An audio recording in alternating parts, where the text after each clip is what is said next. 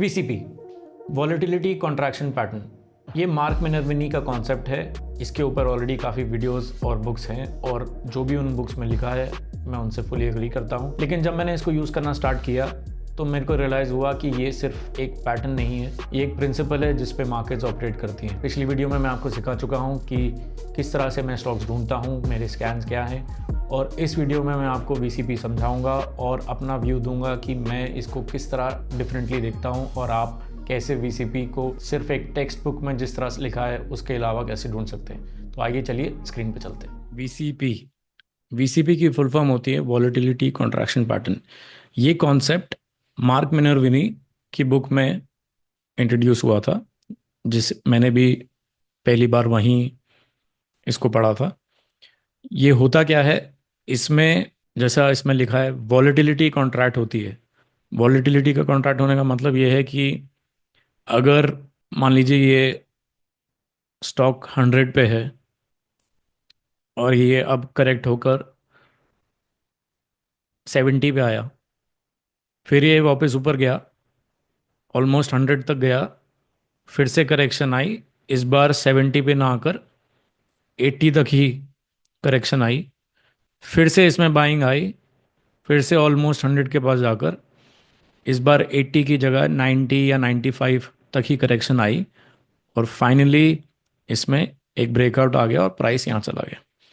सो volatility जो है हर correction में कम होती जा रही है। इसका मतलब ये है कि सेलिंग प्रेशर जो है विद टाइम रिड्यूस हो रहा है और फाइनली एक मोमेंट आता है जहां स्टॉक में ब्रेकआउट आ जाता है। अब इसको मैं फंडामेंटली, अगर आपको इसको समझना हो, इसके पीछे के लॉजिक वो ये है कि यहाँ बायर, यहाँ सेलर्स इतने स्ट्रांग थे दैट वो प्राइस फॉल आया 70 तक, फिर बायर्स आए लेकिन प्राइस को नया हाई तक नहीं लेके जा पाए, फिर से सेलिंग रिज्यूम हुई लेकिन सेलर्स इस बार सिर्फ 80 तक ही प्राइस को करेक्ट कर पाए, फिर से बायर्स आए, फिर से वो फेल हो गए और सेलिंग रिज्यूम हुई, लेकिन इस बार सेलिंग काफ़ी कम, सिर्फ 90-95 तक ही हुई, और फाइनली बायर्स ने प्राइस को नए हाई पे ले गए।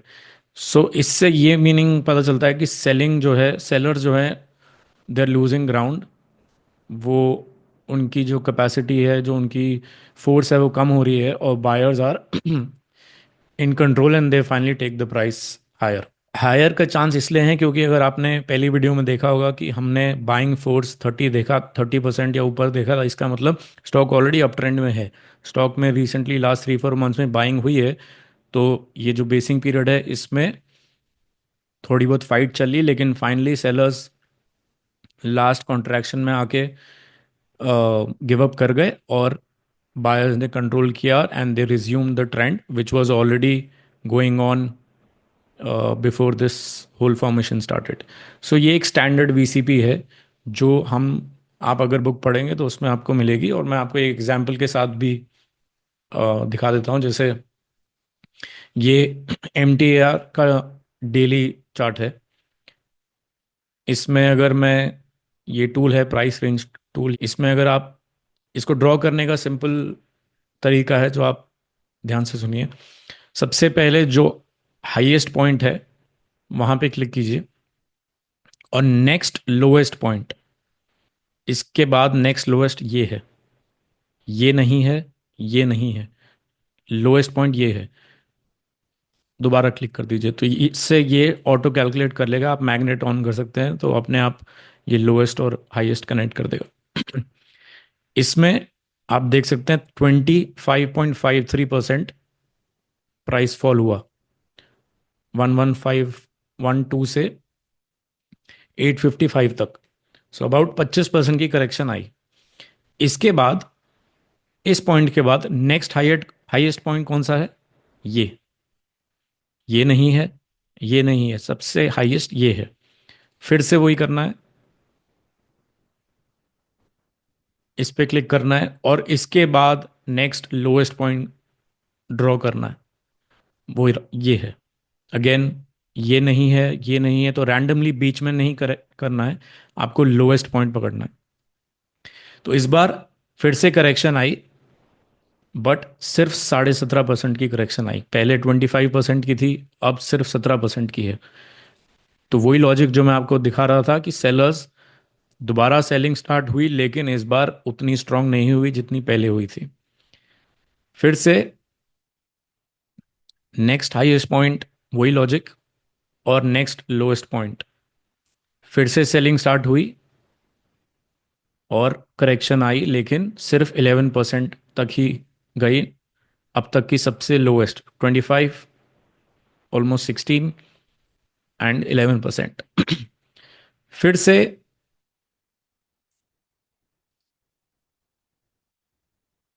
हाईएस्ट टू लोएस्ट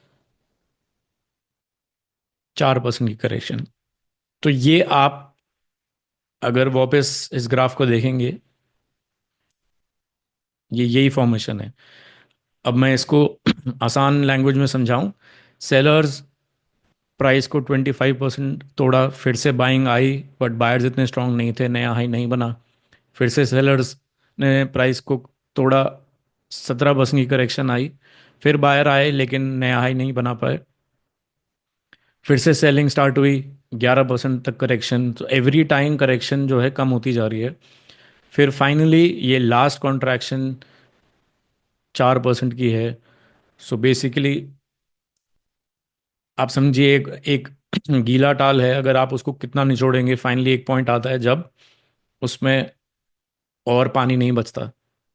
ये वही कॉन्सेप्ट है कि इतनी सेलिंग हुई है, फाइनली इस एक लेवल आ गया है कि इससे बियॉन्ड या तो स्टॉक ब्रेक करके पैटर्न खराब हो जाएगा, या वापस अप ट्रेंड में स्टॉक जाएगा और एक अच्छा मौका दे सकता है। तो ये इसके ऊपर,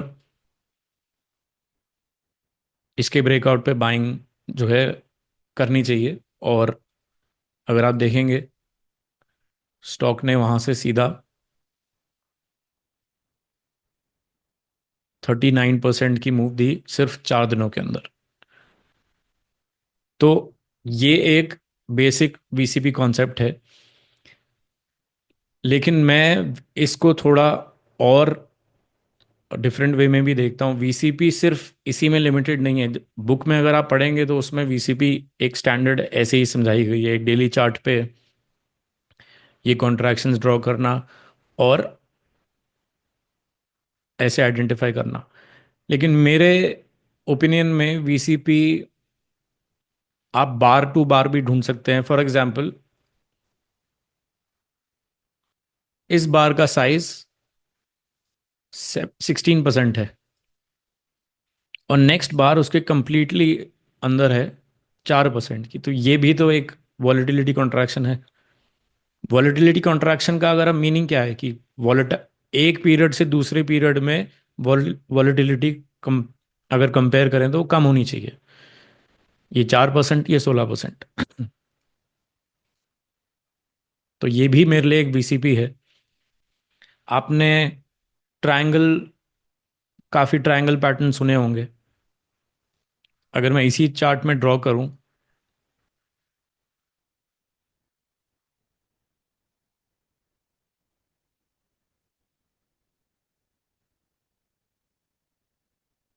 ये भी तो एक वीसीपी है।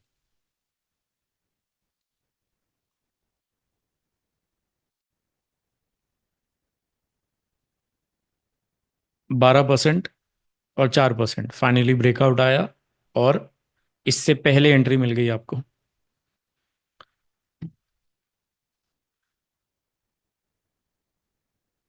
एक और एग्जांपल मैं आपको दिखाता हूँ। ये जेबीएच फार्मा का चार्ट है, और आपने अगर कप एंड हैंडल के बारे में सुना होगा तो ये एक टिपिकल कप हैंडल है।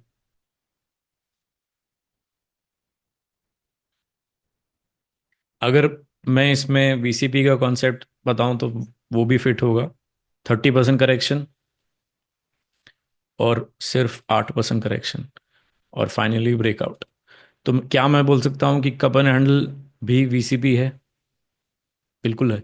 तो सारे पैटर्न्स जो आप जानते हैं वो वीसीपी के अंडर ही फॉल करते हैं। So for me VCP is not just a pattern, it's a principal on which market operates.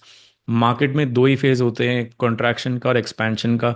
Expansion मतलब हाई वॉलेटिलिटी, और कॉन्ट्रैक्शन मतलब लो वॉलेटिलिटी। तो आपको हाई वॉलेटिलिटी से लो वॉलेटिलिटी वाले फेज ढूंढने हैं। और जब स्टॉक काफ़ी लो वॉलेटाइल हो जाता है, अगर वो प्रायर अप ट्रेंड में है, तो चांसेस है वो दोबारा रिज्यूम करके नए ट्रेंड में जाएगा। अगर हम इसी में, इसका मैं वीकली चार्ट खोलूं,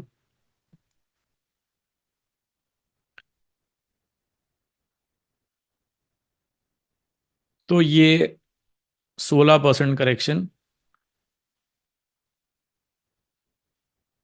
4% करेक्शन, ब्रेकआउट आया, स्टॉक वहां से अनदर 16% ऊपर चला गया। तो वीसीपी को देखने का तरीका सिर्फ ये टेक्स्ट बुक है, लेकिन अगर आप इसको वॉलेटिलिटी के कॉन्ट्रैक्शन के माइंड से देखेंगे, तो ये आपको 60 मिनट फ्रेम पे भी दिख जाएगा, वीकली पे भी दिख जाएगा। आपको लो वॉलेटाइल फेज ढूंढने हैं एक अप ट्रेंडिंग स्टॉक में, जैसे ये भी, ये इनसाइड बार है।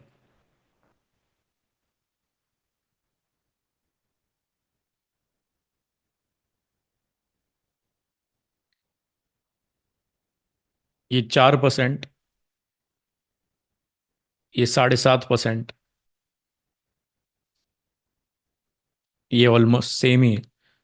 सो धीरे धीरे प्राइस में करेक्शन कम होती जा रही है, और बिकॉज स्टॉक अप ट्रेंड में था, एक पॉइंट आया और स्टॉक में ब्रेकआउट आया, और अगले 6-7 हफ्तों तक स्टॉक 30% ऊपर चला गया। तो ये है एक वीसीपी प्रिंसिपल जो मेरे मैं इसको इस तरह से फॉलो करता हूँ। अब क्या सारी वीसीपी इक्वल है? कैसे एक अच्छी वीसीपी ढूंढते हैं और कैसे एक एवरेज वीसीपी को अवॉइड करते हैं? बेस्ट वो है जब आपकी फाइनल कॉन्ट्रैक्शन, जैसे ये सिर्फ 3.5% की है, अगर आपके स्टॉप्स 4-5% हैं, तो आपकी फाइनल कॉन्ट्रैक्शन आपके स्टॉप लॉस से कम होनी चाहिए। इसका मतलब आप उस सिचुएशन में स्टॉक में एंटर कर रहे हैं जब वो इतना टाइट हो चुका है, आपके स्टॉप लॉस से भी कम है। जो आपकी एवरेज स्टॉप लॉस है, अगर आप 5% स्टॉप लॉस लेते हैं और ये सिर्फ 3.5% पे आ गया, इसका मतलब अब ये इतना टाइट हो चुका है that you can afford to take a 5% और 4% स्टॉप। अगर आप 1% स्टॉप लेते हैं, तो ये अभी रेडी नहीं है, क्योंकि ये 3.5% लूज है, ये अभी उतना लूज है, तो आपको वेट करना पड़ेगा। सो आपका अगर स्टॉप लॉस 8% है, और अगर ये कॉन्ट्रैक्शन 6-7% है, तो आपके लिए रेडी है। और दूसरी चीज़ क्या देखी जाती है, इसका साइज इससे लगभग 60% कम होना चाहिए। 60% कम होने का मतलब, अगर ये 7.5% है, so there should be about 60% drop from this bar to this bar, मतलब लगभग वही 3.5% या उससे नीचे आनी चाहिए। ये थोड़ा फ्लेक्सिबल हो सकते हैं, अगर एग्जैक्ट 60 बोले का मतलब ये है कि 58-59 चलेगा, बट हाँ, 30-35 नहीं चलेगा। तो जितनी ज़्यादा टाइटनेस आपको मिलेगी, उतने अच्छे आपके रिजल्ट हो सकते हैं। और दूसरा जो इम्पोर्टेंट क्वालिटी है इस,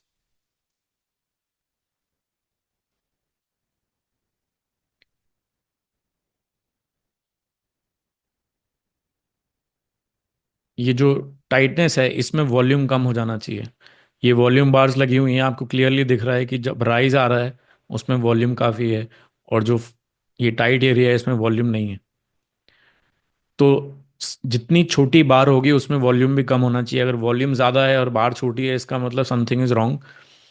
वो वीसीपी अच्छी नहीं, मतलब उसको मैं इग्नोर कर देता हूँ। और जैसी वॉल्यूम कॉन्ट्रैक्ट होता है और साइज भी, बेसिकली अगर बार छोटी हो रही है तो वॉल्यूम भी उसमें घटना चाहिए। अगर वॉल्यूम नहीं घटा है, कई बार ऐसे केसेस होते हैं जिसमें बार छोटी है लेकिन वॉल्यूम बहुत है, तो हम मैं उसको नहीं लेता हूँ। तो जैसे जैसे size of the bar is going down, the volume should also go down with it. So ये दो तीन क्वालिटी अगर आप माइंड में याद रखेंगे तो आप एक अच्छी वीसीपी को एक एवरेज वीसीपी से डिफरेंशिएट कर सकते हैं। और यही कॉन्सेप्ट है वीसीपी का जो मैं फॉलो करता आ रहा हूँ। तो इसमें आपको ये टेक्स्ट बुक है, अगर आप इसके बारे में ज़्यादा और जानना चाहते हैं तो आप मार्क मिनर्विनी की how to trade like a stock market wizard book पढ़ सकते हैं। लेकिन इससे बियॉन्ड अगर आपको देखना है तो जैसे मैंने आपको दिखाया, बार टू बार भी वीसीपी ये 3% है और ये उसका हाफ है। So this is also volatility getting contracted, volatility getting smaller and smaller and smaller. और जैसे मैंने बोला मार्केट में से दो ही फेज होते हैं, एक एक्सपेंशन और एक कॉन्ट्रैक्शन। अगर स्टॉक इतना कॉन्ट्रैक्ट कर चुका है कि वो ऑलमोस्ट जीरो के पास पहुंच गया है तो उसके बाद उसके पास चॉइस नहीं है, उसको एक्सपैंड ही करना पड़ेगा। अब वो एक्सपैंड या तो ऊपर करेगा या नीचे करेगा। बिकॉज स्टॉक अप ट्रेंड में है तो चांसेस हैं कि वो उसी डायरेक्शन में एक्सपैंड करेगा जिसमें वो पहले से अप ट्रेंड में था। तो ये है वीसीपी का कॉन्सेप्ट। आगे वीडियो में हम स्विंग ट्रेडिंग के बाकी कॉन्सेप्ट्स को समझेंगे।